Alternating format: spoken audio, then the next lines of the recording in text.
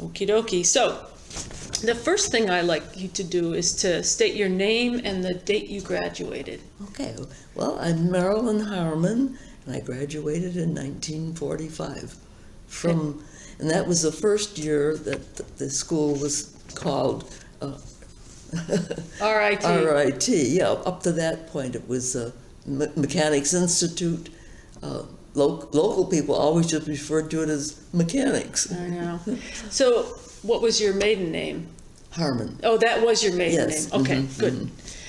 Okay, so why did you choose Mechanics Institute / RIT? Well, one of the reasons was when I was in high school, mechanics offered a scholarship to each from two candidates from each of the city high schools could go to the art school, and they go and be tested, and then they gave the one scholarship in the year. And I was chosen from Monroe High School along with another girl, and the two of us went to the art school. And I truly liked the art school. I would have preferred that in some ways to the retailing department. But my other friend got the scholarship. The other girl from Monroe High School did get the scholarship. She got the art scholarship. Yeah. So that meant you had to take the retailing scholarship? Well, no, there wasn't a retailing scholarship. Oh, no. I just decided to go to, but the art program was a full year of work. The retailing one, we worked a month and studied a month. So there was a difference, and these were just right on the heels of Depression days. There was not a lot of money for girls to go to college. So I could pay my own tuition by working that month, through the year. And so I did that for 3 years, and was able to pay my tuition.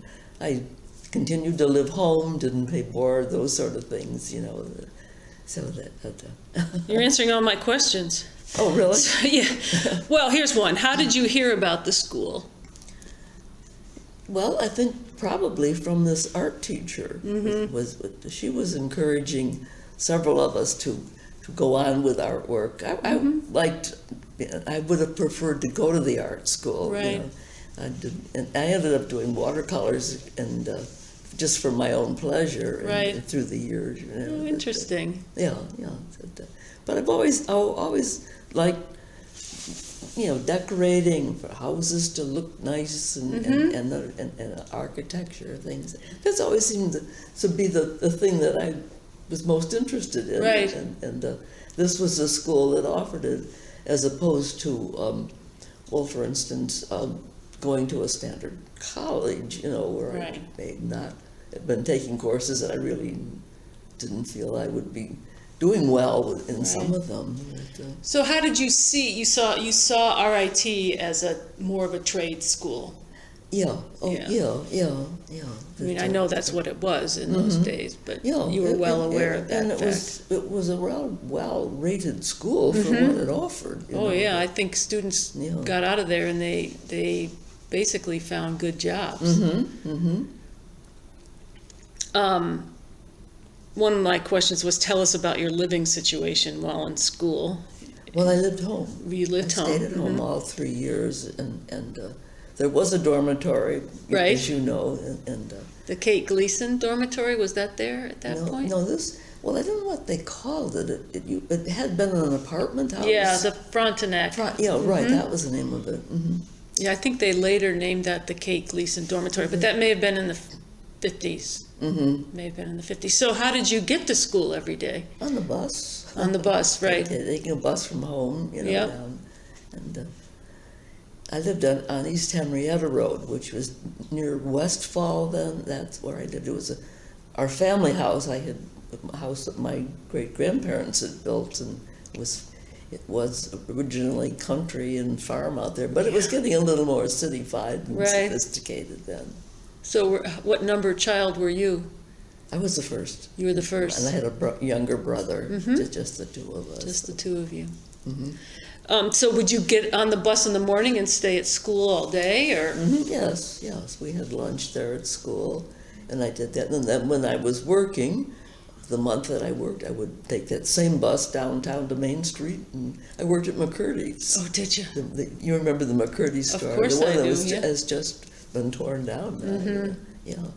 So what did you do at McCurdy's? I worked in the advertising department. Oh. I was quite fortunate, I think. The plan or the reason for having the students work was to have them work in all different departments to truly see retailing on both sides of it, of selling, but also how things were bought and what have you. And so they were put into different areas. In fact, I had a friend who worked in the receiving room where the big packages came in Right. and were opened up and priced and all this thing. But at the time I went there, they needed help in the advertising department. Someone had left, and so I got the flunky job. I did a lot of filing. I put up the tear sheets which they had by the elevators at the Daily Edge, you Right. know, and just did general work, and I liked it a lot, and I stayed there all the time. The 3 years I continued to work there even after I graduated. But there was an opening then, a woman that left, another one was moved up, and there was an opening, first of all, for a basement copywriter. And basement isn't the greatest copy. What does that mean? Well, it was low-priced things in the basement, you know, and a lot of work clothes, things Oh, like that. you wrote copy for Yeah, that, yeah, those, And then Material. they changed around a bit, and I got the position of doing home furnishings, Oh, good. which I liked because this pertained to the decorating program that I had at the school. So I was going to ask you about that because they list 3 different tracks within the retail program. They list retail distribution, costume art and retailing, and interior decoration and Interior retailing. design, yeah. So that's the one you were in. Yes. So then you did furniture, and then what else? Furniture and draperies, and carpeting, all things that pertained to decorating, you know, and it was a job I enjoyed, and I learned a lot too. More, I mean, not only in the school, I had color and design and things that were applied, but you learn the quality of materials, of furniture and carpeting, because at that point there was a lot of new fabrics coming on the line after the war. Right.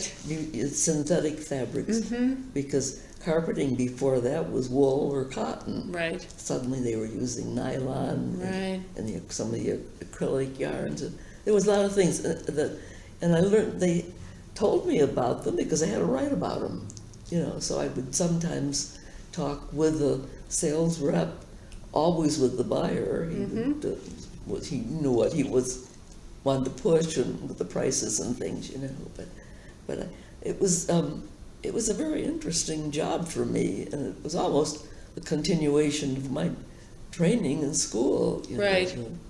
know. So you wrote copy. Now, were these, it was for ads in the newspaper, in the for daily newspaper? newspapers, you know, because they advertised every day. Right. And we on a regular basis did some brochures that were all home furnishings, you know, which included pots and pans and things like that too. But you know, it was the lamps, gifts, gift shop, you know, with the dishes and china and the carpeting, draperies. They had a drapery workroom too, which we didn't really talk about in the ads, but that Right. they had one there. Excuse me. And, It's okay. so, We'll be able to edit out whatever, you know, I mean, somebody can, once we get the tape made on a computer, you just slice her up, so we'll be able to edit out any pauses or slurping of coffee or anything. Yeah. There was something else I was thinking about. So what did you actually do for these, you know, for the ads? Did you make drawings or no, I did just the did the copy. writing? I just did the writing. The Okay, so copy you had to for it. work with the art, The artists were right there. right?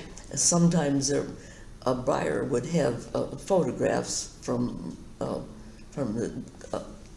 whatever we were selling, furniture or something, he might have something in addition to what we would take photographs or do drawings of them, you know. And it was fun, and especially when they did a special presentation of something that was decorated and, you know, all put together, and because I knew something about decorating, they would sometimes ask me, "What do you think about this? What would you do?" And I was willing to tell them to move, you know, or change something. But mostly you stayed with the advertising department. Yeah, but this was all part of planning for the advertising. And doing because they would take images. A brochure that would be nice, that would go out to all their customers or with the newspaper, you know. So. So how long did you work there? Until I was married, until 1949, quite a few years. And, then you raised children. Yeah, after I was married. Well, then we moved out. Oh, right, you left. Yeah, and Honeywell, I lived there, and I was farther away. I continued to write for some of the brochures, special things. In fact, I sat on my dock in front of our cottage and with my typewriter. Like it. But then she was working from home long before it was popular. Right. But then I could bring the copy in, when they were ready for it. And, Of course, you had to learn to drive, right? Yes, I had to learn license to drive. That's to true. do that. I drove on a driver's permit for 10 years. I didn't want to take the test, and for that time I think you paid $1 a year to renew your driver's permit. There was no limit on how many years you could. I like that. Yeah, but by then I had to have a car. It was just a matter of transportation, you know. Right. And so I did that until I started having children too, you know, and then we lived.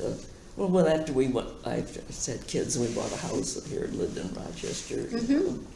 Kept the cottage for a while. And, so you never had any intention of working or going back to work? Not until I was getting older. I was seriously thinking about it when Anne was in school and Bill was going to be starting kindergarten. Right. And then I turned up pregnant again. Don't put that in your...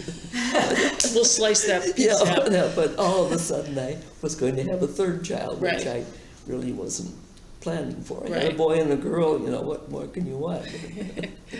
So then I didn't, work for quite a while. Right. I did some little part-time things, but not any much more as a decorator. It wasn't until later on, after I was divorced and the kids were growing up, that I really got into being a decorator, working in stores, you know. Oh, really? So you did have a career? Oh, yeah. That's after you had raised the kids? Yeah. Oh, yeah. When I went to Maryland, that I went to a very nice store. You had a business. Your business in Lima. Oh, yeah. I did that before. Yeah. I'd forgotten about that. So you had your own business? Well, it was a friend of mine who had the business, and he asked me if I wanted to be a partner in it, and I did that for a short time. But that was mostly carpeting, and I said, well, let's do draperies as long as you're doing this, you know, because we'd go to people's houses to take samples to them, and I learned to measure, which is a crucial part of decorating that I didn't really get in school. No? You don't get until you're out in practice. You know, right. You've got to measure in order to know how much material you need to do the job. You know, right. Sort of thing. So this is what I learned there. So how many years did you work as a decorator? Well, how did I came back here from Maryland. I moved back, and because my grandbabies were coming and things, and really all my life, this is really long. Continued to work after you came back? You worked out in Benton, and then you worked part-time. Really? Until quite recently. You retired again out of the store in Pittsburgh? Yeah. Probably until you were 70 plus. More by, really my whole working Right. time, my whole life. It wasn't, that I wasn't until, well, I was in my 60s, I guess, when I decided I wasn't going to work anymore, and I had my mother with me too, these Yeah. personal things. She Right. wasn't well, but it's always the field that I like. Right, it's great. I mean, you studied this and you took it and ran with it. And I think I had enough foundation from the programs I Right. had as far as color and design and periods, and then knowing enough about merchandising, which is truly what it's going to cost you to buy it. What am I going to sell it for? What's the markup? How do you do all these things? And that's part of the retailing program, learning cost plus profit is equals retail. Right, you have to learn basic business skills, right? So you felt like your education that you received at RIT was very useful, other than they didn't teach you how to measure. They didn't, and I really do think that's something they could do. I think that would be something that I would, if they don't do it now, teach them how to measure. That's funny. Probably all done electronically. And it's so different. I used to sit in a house with a pad and a pencil. I could do all these things in my head, and then finally my little calculator came along, which I could push buttons. Oh boy, that on. must have been a nice help. So I just thought we'd look at this catalog and see. So they have a first-year course. They teach color and design, principles of retailing, well, psychology, but retail mathematics. So you did have to learn the math. Study techniques, well, textiles. Yeah, we were, and textiles changed a lot right after the war. Right, that's what you said. And everything with paints and wall coverings, carpeting especially, and then of course upholstery fabrics too. So did they teach you that at RIT, or you mostly picked that up on the job? I had to learn later, and mostly, from a good sales representative can be a good teacher when you're working, because he wants to sell his product, so he's going to try to convince me that nylon's a better carpet than the wool carpet. Right, it'll last dollar long. for dollar. Right. So there's certain things that you learn by working. Well, sure. Yeah, and I like that working and going to school program too. That applied the knowledge that you were learning 1 month. You went out to work the next month, and it was right there. It wasn't Right. waiting several years to. So did they set up the classes so that everybody went out to work at the same time? Like, I've never understood how this co-op every program. other month. They set it up so there was one group that went out in September, and the other group worked. Then you went out in October. Oh, so, okay. And everyone worked in November and December, the best selling seasons for the retailer. So when you were taking classes, those months that you were on, were you taking one class at a time or a couple of classes? Classes? No, you were in school full time for that month. For the full month, so you would take 3 or Yeah. 4 classes, Yeah. and then they would stop, or you would finish it in that short period? Then when you came back, they were geared to teach They would- in that kind of group. Yeah. So they knew where you were when you came back? They could always tell the retailers when they came in because they had better looking clothes than some of the, we had business clothes. Sure. We didn't wear, your word sloppy, but that is, school clothes. Right. But everybody had a dark suit and had. Right. Well, in those days, people dressed up more than they do did, now. true, but you had a black skirt and a white Sure, blouse. and that you wore stockings and heels probably. Definitely, because they said they could always tell the retailers from the other students, because by the way we continued to dress even when we were going to school. Now, how was the pay, for you as a co-op student? It wasn't very high, that's for sure. But I took mine because we started out with this family plan that I would try to pay my own tuition by going to school, and I could, but the pay wasn't high. But the tuition wasn't high in those years either when you first started. It wasn't anywhere near what it is now. No, now it's like a regular, it's a little cheaper than some private universities, but not by much. But still enough to scare you off if you I don't know how parents do it, but that's another discussion. Yeah, I don't want to get to that. No. For me, it proved very practical that I was able to do that, because as I said to you, I would have liked to have gone to the art school, but that was full-time school, and my family didn't feel they could afford to send me to do that, so. So I see here there's fashion trends, costume coordination, retail distribution, just like you said, the business side, and then there's interior decoration 1. Was it all women in your classes at that time? Oh yeah, that's one of my questions with the. We used to go over to the art school one day a week to do some actual drawings of furniture and a color plan, So we were. They set up their programs in a way that this art school could be beneficial to interior design or to the costume design,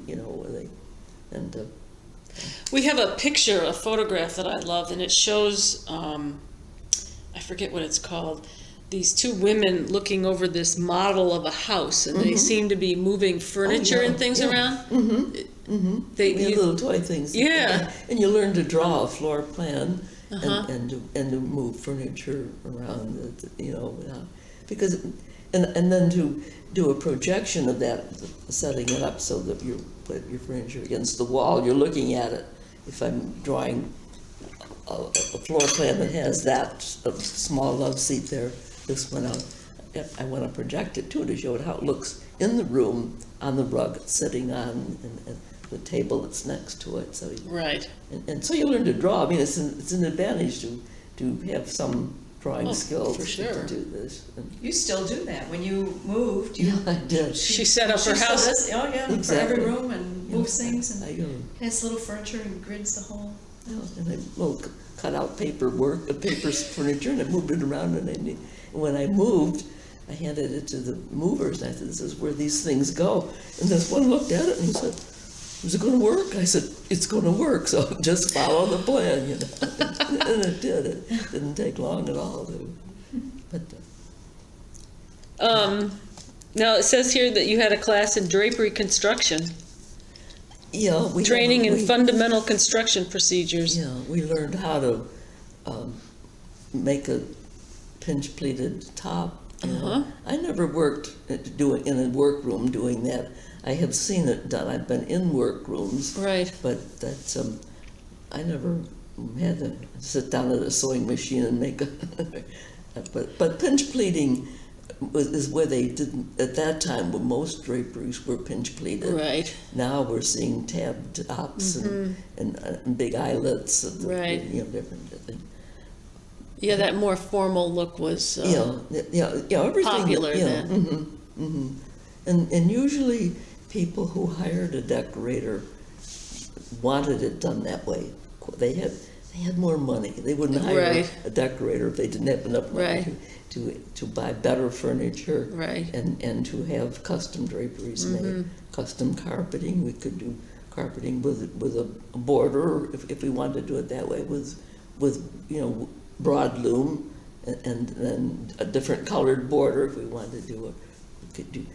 We didn't do much with Oriental rugs. It depended on where you worked and the sources for buying Oriental. It's more popular. I think that's become more popular now. It has, At one time, the only place you saw it was in a funeral home.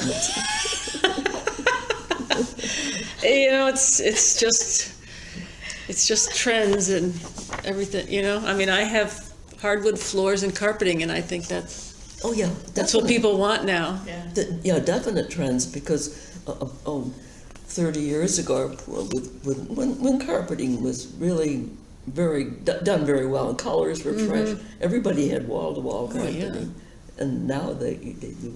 You can do some nice area rugs with plain colored carpeting. It doesn't have to be oriental patterns necessarily. That's where you get into putting a border or shaping it away. Or if two carpets are butting up together, they don't have to be straight. They can follow some architectural wall or something like good. this. And it's fun to do. Yeah. This is where they need a decorator. Right. And you have to know how to lay it out and show a customer. Sure. Because just as I'm showing you with my hand movements, you're not going to spend $1,000 to know whether that carpet's going to look nice because I say it goes this way. You're going to want to see it on a scale. Well, it's like hiring an architect. Yeah. You know what I mean?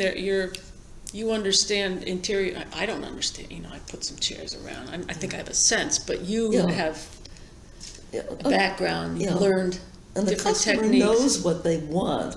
If they But you can lead if them. you can talk with them and That's what it's come across, get their ideas, and see the room, and see, you can sort of, then you have to you have to have a way to show that customer that it's going to be. So drawing is an important part. Right. And we didn't have a lot of that, but I learned more of that just working, being out in the field. Did they teach you anything about customer relations? Oh, yes, a Yeah. lot of that, because you're selling, especially with high-priced things, you're selling the job, but you're kind of selling yourself, too. Yeah, for sure. You have to get along and choose the right kind of words, and with the people that you're dealing with, some of them have a wife that does not agree with the husband, and you're in the middle there when you That sounds like fun. the husband's usual question is, well, How much how much is it going to cost? What's the bottom line? But, What else can I squeeze out of this course? It's in the third year here. We have personnel relations. Well, that's probably more internal. well, some of that would be if you were working with the same people all the time too. Yeah, that's to say, to guide the activities as a rank and file employee or as a store executive, so it's actual personnel. Retail sales promotion. That's where copywriting would come in too. So a copywriter needs to know if you something about furniture and what to talk about in Right. the selling, from a selling capacity. What kind of a headline you're going to put on it to sell? To catch people's eye. What am I going to call this sofa? Does it have a name? Do I give it a name? Do I know a name? In addition to the maker, the style of it is the thing you have to know. If it comes from a certain period. Right. So. When you were talking, there was something I was going to ask you. Oh, shoot, I forgot. Retail sales promotion. Basic techniques in copywriting, layout and display, a study of the psychology of advertising and promotion, and an analysis of publicity figures for a selected department. Publicity, they must mean financial figures. Money is very important if you're selling. Depends on what you're selling. Is it something simple that they're going to replace in 2 years, or is it this a house that they've been planning to build for maybe since they've been married, that sort of thing, and have enough money at that point to go ahead with it. I know what I was going to ask. So, do you remember any of the faculty that you had? Edwina Hogadorn. Right, Edwina. She was the head of the program. Yeah, she died. Yeah, she died. I think in the 80s or something. There was the minister of the church that was across the corner was the one that taught psychology. I'm at a loss to think of his name now, though. Well, Would it it's be been in a while. the yearbook, maybe? Would it be in the yearbook? It might be, yeah. I don't need to have a He look was maybe. a very nice. He was a good teacher. and it was the church was right across the street from the school, you know, and he would come over. And I was just gonna see if maybe there were faculty listed in here, but I don't think so. there's also, there was a man, I think his name was Cope or Koch, something like Cope. But he was very good too. And what did he teach? Math. The math. Retail math, you know, and the programs that you had to learn, let's say, cost plus markup equals retailing, you know, sort of thing. You know, Right. certain fractions that you'd have to learn and things to remember. Oh, here's Coke. Is it? There's a picture of him in the retailing department. He was a short man, young. Doesn't say his first name, but there is a picture of him. It's just And 3 people the- pictured there? There are 4 here. 4. Coke, was a girl. Povidone, Molenhoff, and Stamp. Mollendorf, wasn't it? Molenhoff, yeah, and She Stamp. was the one who taught fashions and color and design and fashion, clothing, fabrics, that sort of thing. You know, she. I can't remember who taught us over in the art school. The one Clifford Ulp or?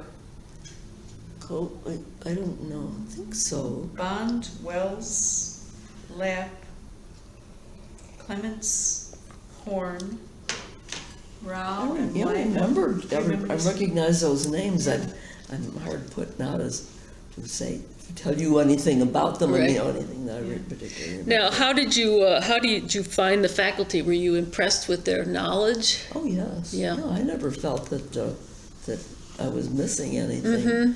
I was fortunate when I went to high school. I had a very good art teacher there, an older woman, old enough to retire, but she was a fashion plate. She just was dressed up in the nicest clothes, Right. and she was the one who kept encouraging any of us if we had some artistic talent. She, you know, come on, get into the fields, do this. Right. You know. And she's the one who chose me to go for this The scholarship, right. But Kramer, Florence Kramer was her name. She was, I still remember her, this little woman, you know, in the high fashion. She'd come to class dressed up in, I don't know how she could afford it. You know, something that she'd see on Harper's Bazaar or Vogue. She'd go out and get it? She'd come to teach her art Was she class. married? I don't think so. She may have been at some point, but she was Miss then, but I don't know. I'm looking for a second income, you know, to pay for the clothes. Yeah, really, she would have needed it for that, or what, I would think, I don't know. But she knew a lot of people around town, a lot of important arty people and Right. stores. So she made quite an impression on you. I still remember her. Right, you remember her more than you remember the RIT faculty. Yes, I think she's the one that kind of She got you when you were steered me young, yeah. to start, you know, Yeah. thinking that as I did.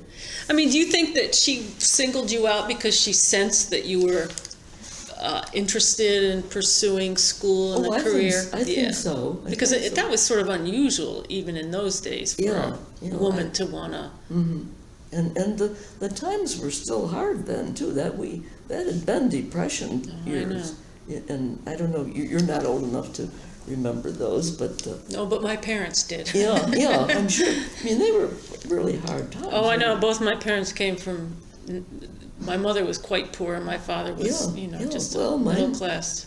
And I was being raised. You know, it just wasn't. Actually, You didn't have my anything. first job babysitting paid 10 cents an hour. I mean, that was about the price level for any jobs that you could get, you know, for after Right. school or something like that. But you know, the times picked up, and of course, when the war broke out, then everybody went back to work or they went in service. And Well, that was another piece of the questions that I wanted to ask you. Was I know that RIT kind of gave the campus over to wartime training to some degree, and that there were a lot of women there taking engineering and other kinds of classes. Do you remember that at all? Well, no, I don't. In fact, I don't remember a lot of women other than the food administration program and the retailing, the food administration they went into the hospital as dietitians or very nice restaurants as chefs, that sort of thing. Those were the two biggest departments for women, and the art school had a lot of women. But I don't remember. In fact, some of those departments didn't seem to have very any students at all during the war. Well, the men were all there were no men there. Right. You know. Well, you can see the difference in the yearbooks when you look at my freshman year. The senior class going out then in the yearbook were all men. And then it turned to so the school there were only 2 men in our graduating class. The rest were all women in 45. But it changed immediately after the war. Right. Because, for one reason, they could go to school. With the GI Bill, Yeah, right. yeah, exactly. And they were ready to go to work, And then the school's thinking in changing their location and growing in the size that it had and offering more programs that related to a technical school. Right. So they knew what they were doing when they built the new buildings out there. I never felt that I belonged to RIT. I never went to the Right, I know, schools. it's strange for people that attended the downtown campus. Yeah. Have you been out there recently? Oh, yeah, my daughter taught there, Oh, I know. Yeah. So you were out there. And I saw her office. And I haven't seen a lot of the school.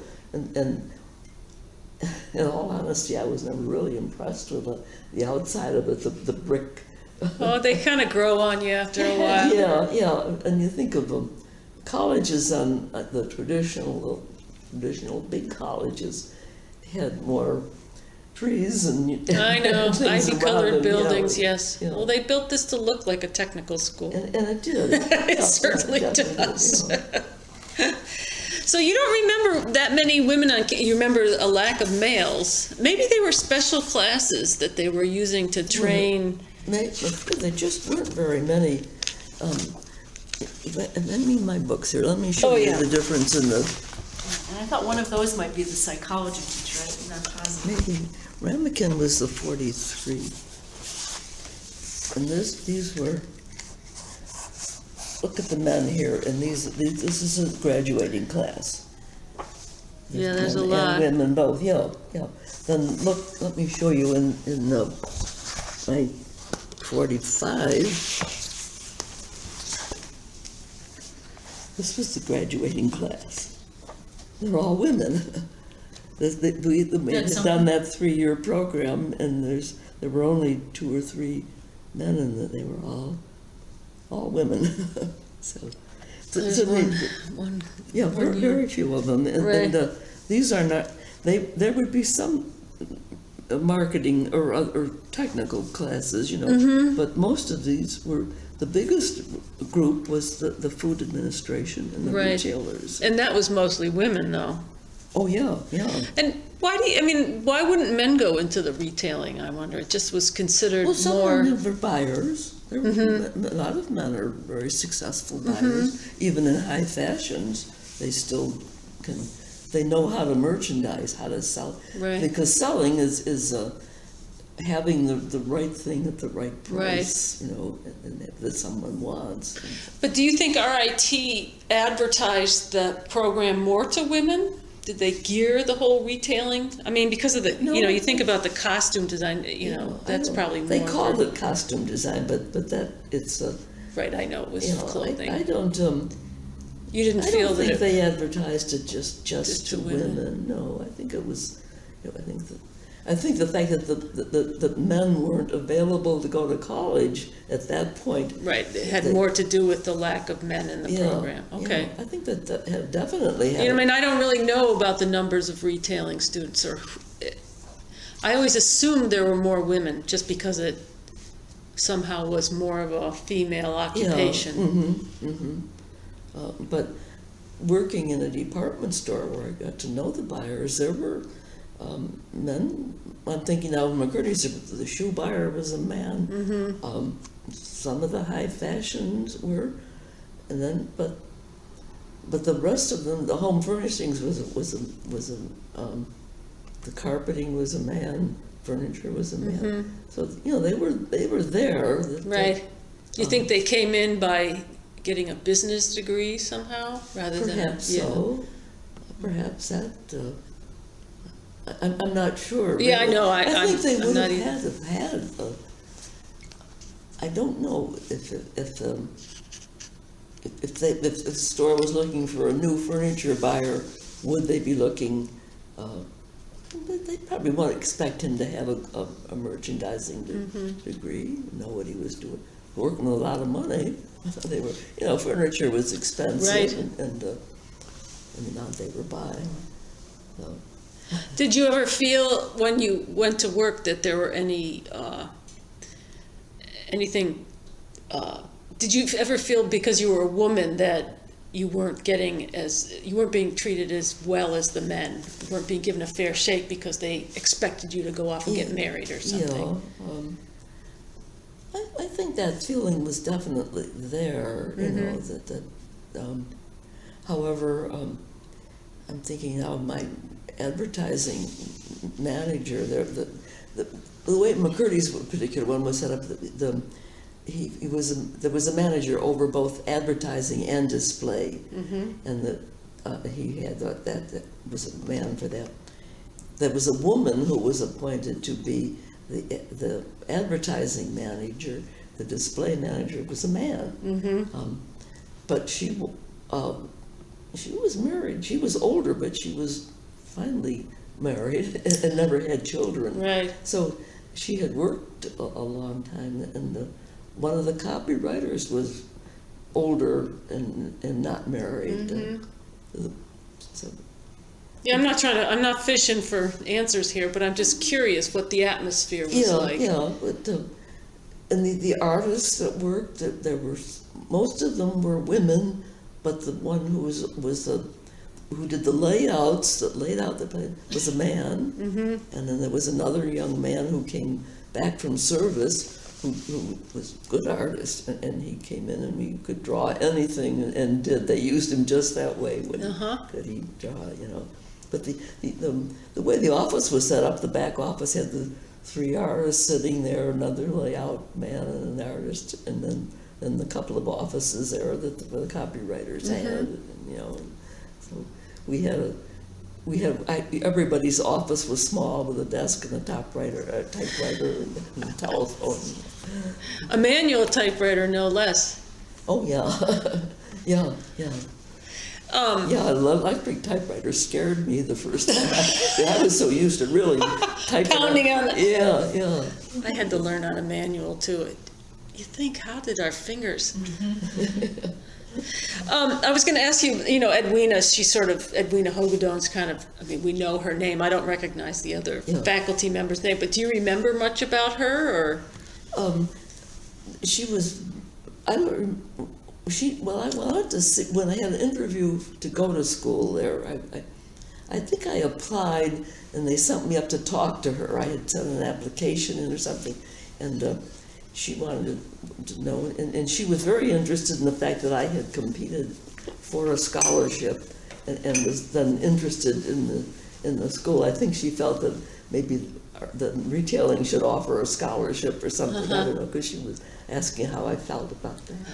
And she was always very easy to talk with, and a very cordial woman, very well known around Rochester. Yeah, no, she had quite a reputation, you know. I mean, she was head of Zonta International. She got into a lot of things. She was a real professional, you know. Yeah. Good looking. She never married. Not that I. No, I don't think so. I don't think she did. And she had eczema rash on her, and she suffered quite a bit with that, because she had very fine complexion and red hair, and this rash, you know. Some of the times was kind of colorful, not by choice, you know. No, she was always dressed very nicely, fingernails painted, the whole, you know what I mean? She beautiful was, clothing. Yeah. And she was a bigger woman, too. She wasn't. The pictures I've seen, later on, she was. Yeah. I don't know, retailing just seemed a very natural field, especially the costume designers or the fashion, Right. ready-to-wear fashion. Well, yeah. It seemed to be a good field for a woman. I went into the home furnishings because I happened to be there at the time Right. they needed a copywriter for home furnishings, and I just. That's where you And ended up. I liked homes. I liked what I did. Right. But when you started, you chose the interior decoration program. Well, Over the other- Well, the most, for my classes, I wanted to be in the art school too. So I knew that they went over to the art school Right. for some. You're going to things get yourself in there one way or another. Yeah. Well, they wanted you to have enough ability to know how to do things, lay out a room, to draw a plan and Right. color and No, yeah. So it's sort of, but the same thing applied to if you were going to be a costume designer. Then you'd probably know. If you were a buyer, you'd be looking at what was going to sell that had already been designed, in clothing. Right. There was a little different point of labor at that point, I think, of where you would do it. I don't know. But I was always in the home furnishing Okay. field. That was what. Um, Still tell my daughter how to do things.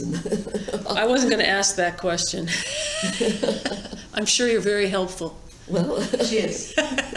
She is. very vocal sometimes. So, what did you do for fun while you were there? We like to know what, like, were you going out dancing at night or? Oh, yeah. That was a big band era, There Yeah. were still some good bands that would come through here we were talking about that just last dinner night. last night, yeah. That you learn to dance, you learn how to waltz, how to foxtrot. Right, serious some dance steps. We didn't just get on the dance floor. And jiggle, I know, Yeah. wiggle, I know. That was a So where did you go? Were there dance clubs? Well, there used to be a tea dance at the U of R every Sunday afternoon, which if you had a date, you would have. A tea dance? And they called it was a tea time, like in the afternoon Right. dance, And there were bands and there were dances, and the auditorium had the lower level where was a big dance floor, No, was this in the Eastman building? Or no, this, this was not at RIT. oh, at the U of R, Yeah, okay, yeah. at the U of R. There wasn't a lot of social activity at RIT, partly because there weren't too many men around, The sororities were bigger than I think normal at that time, because Right. we did some activities, Were you in a sorority? Oh, you were? So Delta what- Omicron, Oh. Yeah. But I wasn't. They weren't. Well, they were active and they weren't. They were active if your month you were in school, but then when you're working, you didn't take part in some of it. Probably wasn't as socially active as a year-round school would have been, where Right. you go and stay the whole year. That we were in again, out again. Right. All the time. You're a little Which more definitely affected our serious. ways, because some of the girls worked in other stores in Buffalo, in Syracuse. Oh, really? the- They had a ways to go, Mhm. right? Or if they lived there, they would go home and stay home and go to work in that city where because Buffalo had several of them, the stores that cooperated with it.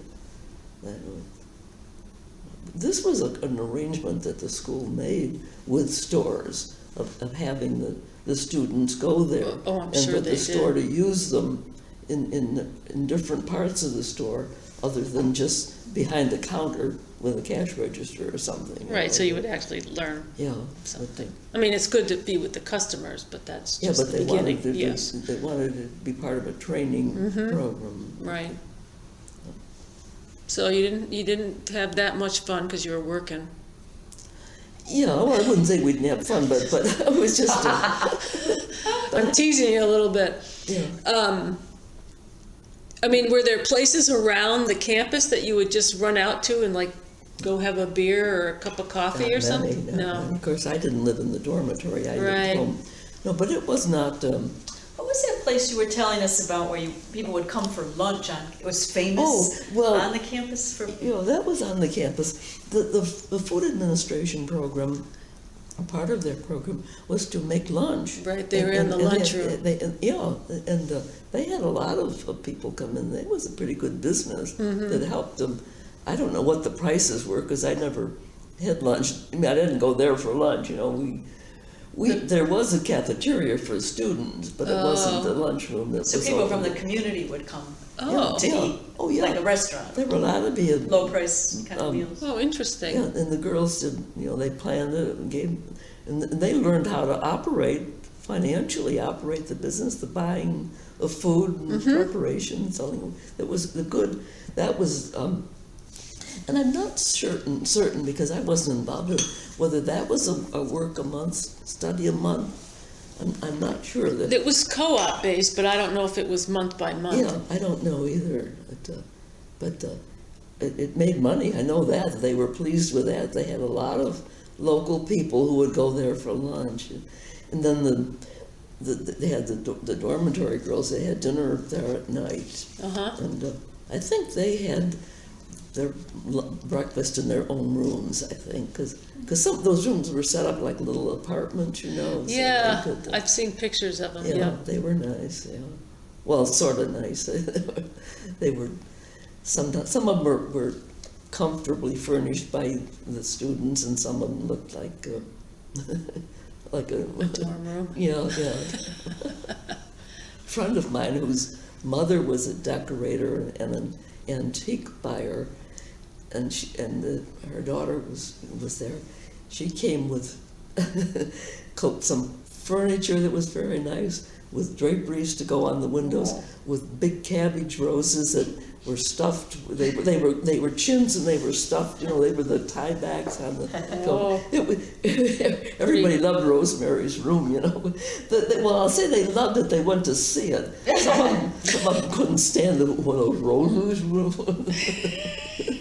But she would have a bedspread and things, just the way the room was. But it was a pretty room, But she applied her knowledge.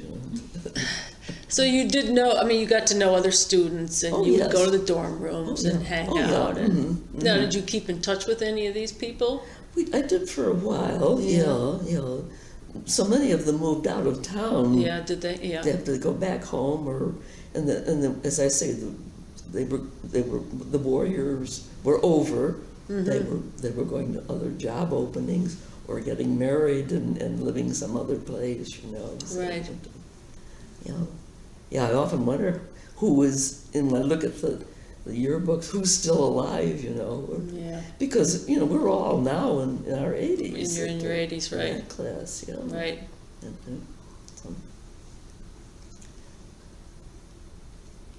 So, Well, I've got all my questions answered except this last one. Any particular memories or stories that you would like to share? It doesn't have to be related to your coursework, Not really. I don't think I do. I enjoyed being there, and in fact, I was, sorry when school was over. We were looking for jobs. Weren't we all when it's finally over? Oh, there were so many openings. Right after the war, a lot of work to be found. Suddenly, people were having money to spend. Merchandise was available because during the war, there weren't nylons. I know. The clothing was poorly made in some cases, and so it was a good field for a retailer. Right. Things really opened up, and we just had. I enjoyed being there, and I can't label some of it as fun necessarily, but I never felt cheated that I missed anything, at school. We had a couple of dances that were nice. They used to have well, the Seneca Hotel had a starlight roof thing that they would have the dances there, you know. In some way or other, there were always enough men to go to have the dance. Yeah, you can, when you look at the student newspaper, they're the reporter. No, it's not the reporter at that time, it's something else. But they always advertise, you know, like the sororities and the fraternities would have dances. You know, they would, you know, and try to get enough people to go to them, you know. Uh-huh. Did your sorority have a house? Where was the headquarters for your sorority? There really wasn't. There was no sorority house. Okay. They were just. Was it mostly social things that you did together? Yeah, together, and it kind of. Well, because your friends were mostly retailers, and my friends, or food distributors, there was a definite break point there. You know, the girls. They used to say the food students were fat and the retailers were good looking. You know. And the artists were quirky, right? Yeah. Well, you know. They used to, who said that? The men? Yeah, right. Those two guys that were in the class. Yeah, that, but you know, I think the retailers, I know they were more clothes conscious because that was the field we were in. Sure, you know? you're into retail. Yeah, and the food students, you know, enjoyed food. Maybe they ate more than they were. You know, who knows? Sure. I think it just goes with the occupation. Right. But I liked what I did, and I think that it prepared me to go on to enough. And you were the first person in your family to go to college to do that? Yeah, and the first woman to have a job that other than Right. than being a secretary, Right. because you know my aunts Lynn and Ruth were both secretaries, Right. and the one of them never married, and she became a banker's secretary here. You know, I mean, she had a good job, but I don't think I could have lasted as a secretary for 40 years. You know? But, Yeah, I understand. yeah. Did your parents encourage you to do this? Were they pleased? I think my dad would have liked me to go to the art school. I think he felt kind of bad that they couldn't send me there because I did paint and I always did Right. like art, you know. And I think he would have liked, and I think his mother, I never knew her. She died before my parents were married. But she apparently did some needlework and painted and liked kind of that sort of thing. You know, It's a familial trait. Maybe the genes were coming from her. I don't know that, but and I had certain talents along that line. I think he would have thought that I should maybe be doing oil paintings as opposed to working in a store. You know, but. I don't know, just... I think you exercised your artistic talent, though. Yeah, I did. You know, you got And there. you painted a lot. I mean, she hasn't even talked about that, but. Yeah, You know, she right. painted and won awards. I mean, she really. I mean, one of the questions is, what did you do after attending Mechanics Institute? You talked about your job and you raised your children. But when my kids were more grown and I could go on vacations, I used to go on a painting vacation. I'd go with an artist, a teacher who had class, and we'd go some places. I went to England, to Cornwall and painted there. I was painted in Maryland and Virginia and up in the New England states. You go and paint with an instructor for a couple of weeks and don't do anything else, but you're with a dozen other painters who were like yourself. It was a vacation to do what you wanted to do. Art camp. Yeah, really, it was. Sounds fun. It was great fun to do, yeah, and I did that on several occasions, and liked it. So you like to do landscapes, it sounds like. Yeah, that was what we did mostly, landscapes. Yeah, you had they were watercolors, and you were expected to do 2 paintings in a day, and be ready for a critique at 5 o'clock in the afternoon before dinner. And everybody set their things up, and everybody else looks around. I know. I have an MFA, so. Yeah. Oh, do you? Yeah, Really? painting, yeah. Oh, And sculpture, yeah. So. Really? Yeah. Oh yeah. In painting and sculpture? Yeah, I painted sculpture, Oh, did you? Yeah. Did you? where I made sculptural paintings. One where, Interesting. yeah. I don't do as much now, though. Ugh, work gets in the way. Well, it's hard to earn your living as a painter, just Oh. to painter and sell. I mean, Most people It's don't. not practical, No. and that was, but another thing, I couldn't support myself that way. Right. But I had a good appreciation, and it was a great vacation. So it all worked out fine for me. Really. But and I liked being a copywriter. I could I could type. My typing was acceptable. It wasn't. So you've got good verbal skills as well as your visual and verbal. I think so. Yeah. I think I applied them as best I could. So. There's a lot of artists that can't write, Oh yeah. It's Yeah. scary. And. And there's probably a lot of writers that can't draw, so. Mm-hmm. Mm-hmm. I mean, I kind of go both ways too. I feel like I'm Cross good it, at both, yeah. yeah. Yeah. Not fantastic at either, but Yeah. So, but I think all things considered, the times, the finances that were supporting me when I went to school, and the opportunities that I did encounter for employment, I was never out of work. I mean, I could always. yeah, it sounds like I you did. moved around really some, well. Mhm. and, I think that I did what I liked doing, because I could think of other jobs that I wouldn't have been able to. I could have, during the war, I could have gone to work in a factory, because women were starting Yeah. to do that, but good grief, You weren't interested. I don't think I could have handled it, or wanted to even handle it, But I know a lot of girls who made quite a bit of money working in Oh, they probably in did, yeah. factories, But then as soon as the men came home, they pushed them right out. Yeah, exactly. Yeah. I never, with a job as a writer, was pushed out because of a man coming Right. to take that job. Though the boss that I had, the one that was in charge of the copy of advertising, was a man, and before him was a man. So I think that society expected men to still take the leadership roles in some of those things. Right. But they can have them too. There were a lot of headaches so went with it, So